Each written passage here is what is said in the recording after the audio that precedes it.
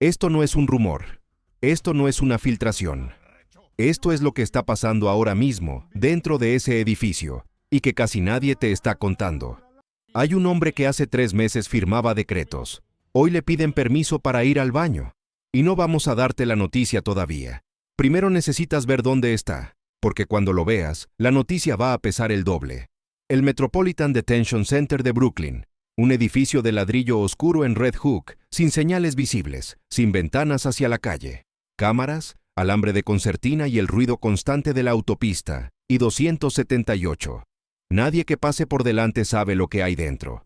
Hoy tú sí vas a saberlo. 3 metros por 2. Eso es el mundo de Nicolás Maduro ahora mismo. Una litera de metal, un colchón de 5 centímetros, un inodoro de acero sin tapa pegado a la pared, una luz fluorescente que nunca se apaga del todo, y una ranura en la puerta por donde un guardia comprueba, cada hora, que sigue ahí. No hay ventana, no hay paisaje, no hay privacidad. Y aquí viene lo primero que nadie te está diciendo. Su rutina está diseñada para que pierda la noción del tiempo. Te explico por qué en un momento.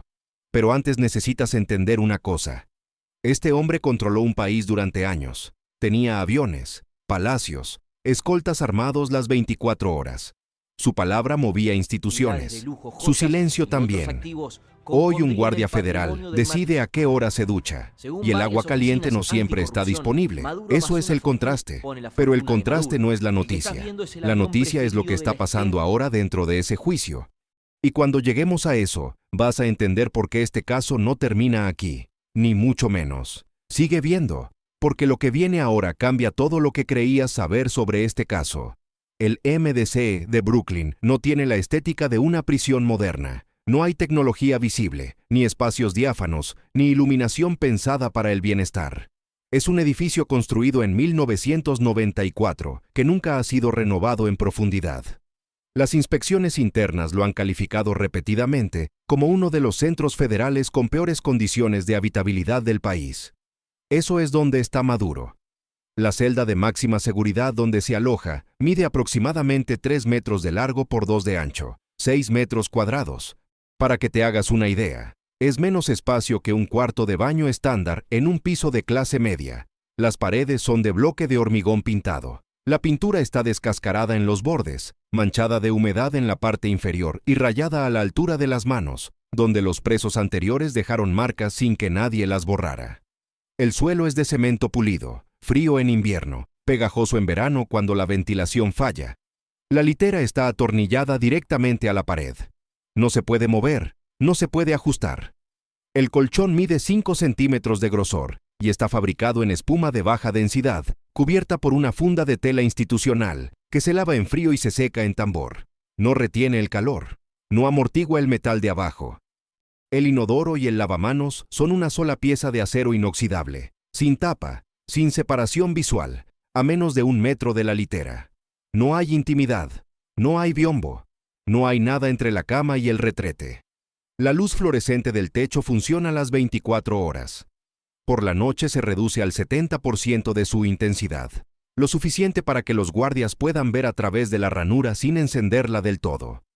Lo suficiente también para que el cerebro nunca registre oscuridad completa, nunca descanse del todo.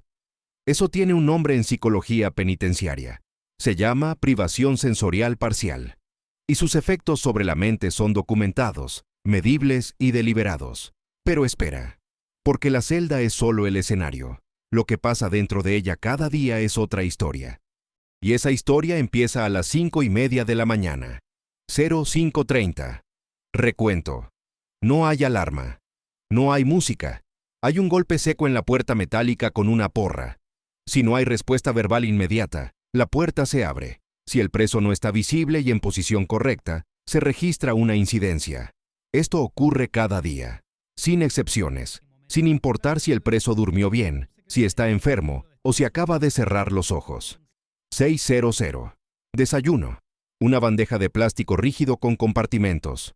Huevos revueltos preparados en bloque y cortados en porciones. Pan de molde industrial.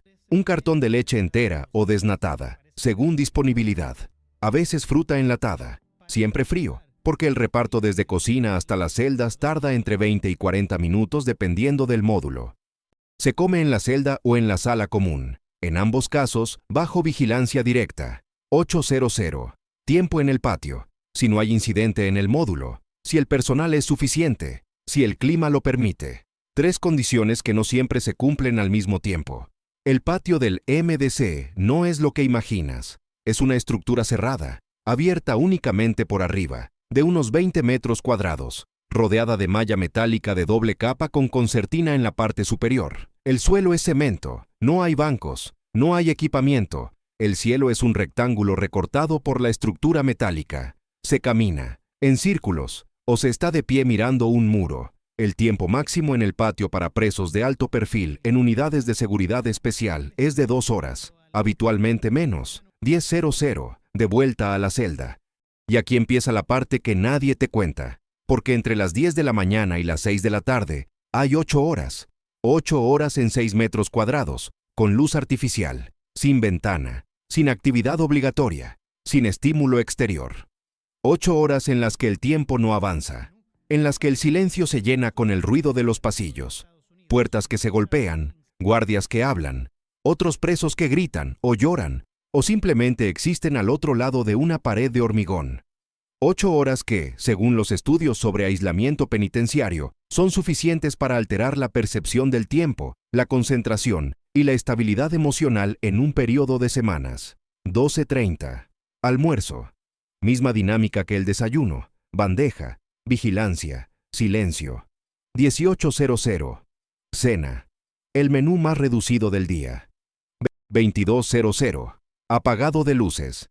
Parcial, ya sabes por qué. Y el ciclo vuelve a empezar. Cada día igual que el anterior, sin variación, sin sorpresa, sin referencia exterior que marque el paso del tiempo. Eso, precisamente eso, es lo más duro de esta prisión. No el colchón, no la comida, el tiempo, la repetición exacta, la sensación de que el mundo se detuvo y tú estás atrapado dentro. Pero hay algo que sí rompe esa rutina, algo que Maduro espera, algo que lo mantiene conectado con lo que pasa afuera. Y no es una llamada, es el juicio. Y lo que está pasando en ese juicio ahora mismo es lo que ningún medio te está explicando con claridad. El caso federal contra Nicolás Maduro no es un caso ordinario, no es una acusación por corrupción, no es un proceso por violación de derechos humanos.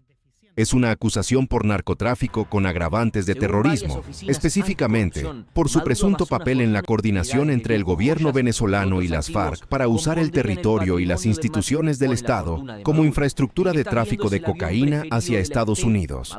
Eso tiene un nombre legal concreto: narcoterrorismo. Y en el sistema federal estadounidense, una condena por narcoterrorismo puede llevar a cadena perpetua sin posibilidad de libertad condicional. Eso es lo que hay encima de la mesa. Ahora bien, el juicio no ha comenzado, está en fase de instrucción, y en esa fase están ocurriendo cosas que van a determinar todo lo que viene después, cosas que sus abogados están moviendo ahora mismo, cosas que el gobierno de Estados Unidos está respondiendo punto por punto.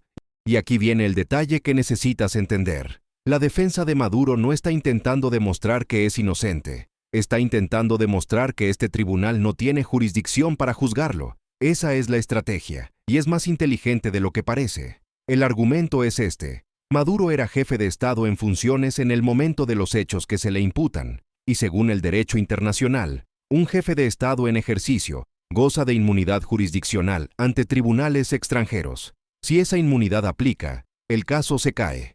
No porque sea inocente, sino porque técnicamente este tribunal no podría haberlo juzgado nunca. ¿Va a funcionar ese argumento?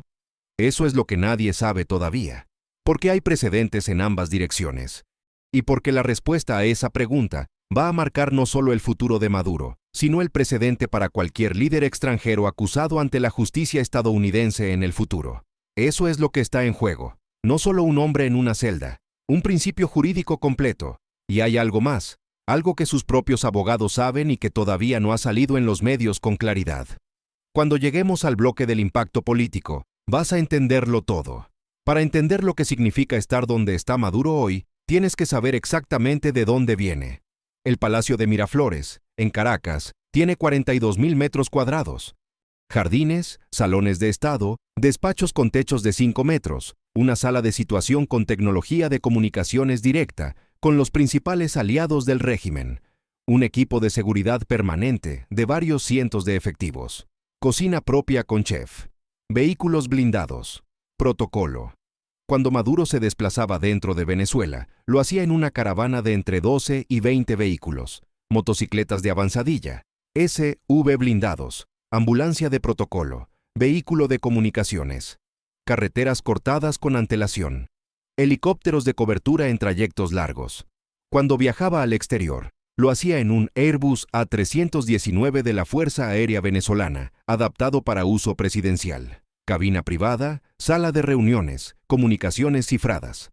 Tenía acceso directo e inmediato a los principales líderes del mundo que querían mantener relación con Venezuela. Putin, Xi, Díaz-Canel. Una llamada y en menos de una hora tenía respuesta. Su agenda la controlaba él, sus horarios los decidía él, sus apariciones públicas las diseñaba él. ¿Qué se veía, qué no se veía, qué se decía y qué se callaba? Todo pasaba por él. Hoy un funcionario federal de nivel medio decide si puede recibir visita esta semana. Un guardia que cobra $40,000 al año decide a qué hora se apaga su luz. Un sistema automatizado de bandejas decide qué come y a qué temperatura llega. No tiene teléfono propio. Las llamadas se hacen desde un aparato fijo del módulo, grabadas, con tiempo limitado y con un operador que puede cortarlas en cualquier momento. No tiene acceso libre a Internet. No puede consultar noticias en tiempo real. Lo que sabe del mundo exterior, lo sabe por lo que le dicen sus abogados en las visitas, que también están controladas y registradas. El hombre que durante años fue el centro de todo, que controlaba el flujo de información de un país entero, ahora depende de que alguien le cuente lo que está pasando fuera. Ese es el verdadero castigo, no la celda, no la comida, la pérdida total de control sobre la propia narrativa. Y esa pérdida de control tiene consecuencias que van mucho más allá de lo personal, porque lo que le pasa a Maduro dentro de esa celda está moviendo cosas fuera, cosas que ningún medio está conectando todavía de forma clara.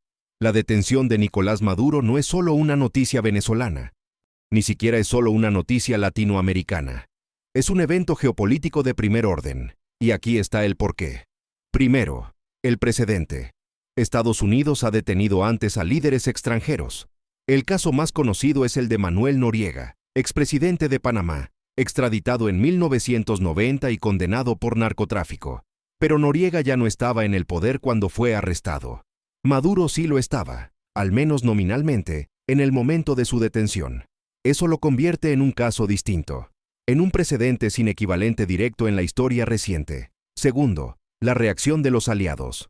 Rusia y China han calificado la detención como una violación flagrante del derecho internacional. No es solo retórica diplomática.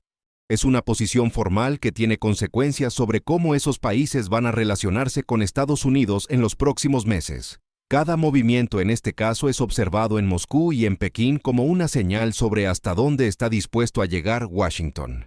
Tercero, Venezuela. El gobierno que quedó en Caracas tras la detención de Maduro está en una situación de inestabilidad interna sin precedentes en los últimos años. Las estructuras de poder que dependían directamente de él están reposicionándose. Las lealtades se están redistribuyendo, y eso crea un vacío que distintos actores, dentro y fuera del país, están intentando llenar ahora mismo. Cuarto, el efecto sobre otros líderes. En este momento, hay varios jefes de Estado y exjefes de Estado en el mundo que están mirando este caso con atención muy directa. Porque si la estrategia de inmunidad jurisdiccional no funciona para Maduro, el mensaje es claro. El estatus de jefe de Estado ya no garantiza protección ante la justicia estadounidense. Eso cambia los cálculos de muchos. Y quinto, el más importante, el que nadie está diciendo todavía con claridad. Este caso no es solo sobre el pasado de Maduro, es sobre el futuro de cómo Estados Unidos usa su sistema judicial como instrumento de política exterior. Y dependiendo de cómo termine, ese instrumento va a ser más poderoso o menos poderoso en los próximos años. Eso afecta a todo el mundo, no solo a Venezuela, no solo a Latinoamérica. Hemos visto la celda, hemos visto la rutina, hemos visto el juicio, y ahora te dejo con esto. Hay hombres que caen y el mundo los olvida en una semana. Y hay casos que, dependiendo de cómo terminen, cambian las reglas para todos los demás. Este es el segundo tipo. Lo que se decida en ese tribunal de Brooklyn no se queda en Brooklyn, se queda en el derecho internacional, en la política latinoamericana, en el cálculo de cada líder que hoy mismo está mirando este caso y preguntándose si él podría ser el siguiente. La pregunta no es si Maduro es culpable, la pregunta es, ¿qué mundo queda después de este juicio? Eso es lo que nadie te está preguntando todavía. Yo sí te lo pregunto, y tú decides qué hacer con esa respuesta.